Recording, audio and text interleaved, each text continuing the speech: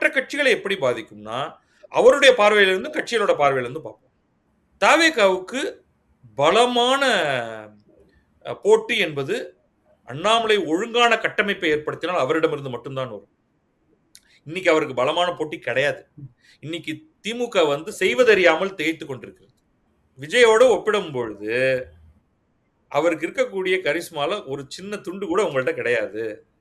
விஜய் பேச வேண்டிய அவசியமே கிடையாது. நீங்க வயித்துலயும் வாயிலையும் அடிச்சுக்கலாம் அவங்க பொறாமையில. இல்ல நீ வேற ஆங்கிள் இருந்து வந்து அடிக்கணும். பப்ளிக் டிபேட் கூப்பிடணும். நம்ம எப்படி ஒத்த கையில செங்கலை வச்சுக்கிட்டு புரட்சி பண்ணவங்க நம்ம ஒற்றை செங்கல் புரட்சி அதெல்லாம் இங்க எடுபடாது. So you need to come from a different angle.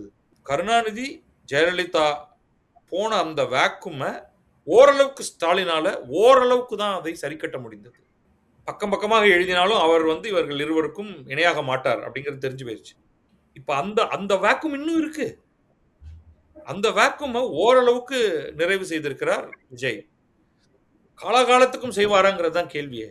அந்த இடத்துல ஏற்பட்டிருக்கக்கூடிய வெற்றிடத்தை நிரப்ப உதயநிதி ஸ்டாலினால் முடியுமா, இல்லை அண்ணாமலை அங்கே வருவாரா அப்படிங்கிற கேள்வியை தான் இப்ப ஃபர்ஸ்ட் கோல் இவர் மனசுல என்ன வச்சிருப்பாருன்னா, ஒரு கட்சியை ஆரம்பிச்சா திமுகவை பத்தி மட்டும்தான் கவலைப்படணும், அதிமுகவை பத்தி கவலைப்பட வேண்டியதில்லை. குறைந்தபட்சம் தாவேகாவுக்கு அடுத்த இடத்தில் இருக்க முடியுமா, அல்லது தாவேகாவையே தடுத்து நிறுத்தி முதலிடத்துக்கு போவதற்கான வாய்ப்பு இருக்கிறதா நமக்கு 2031?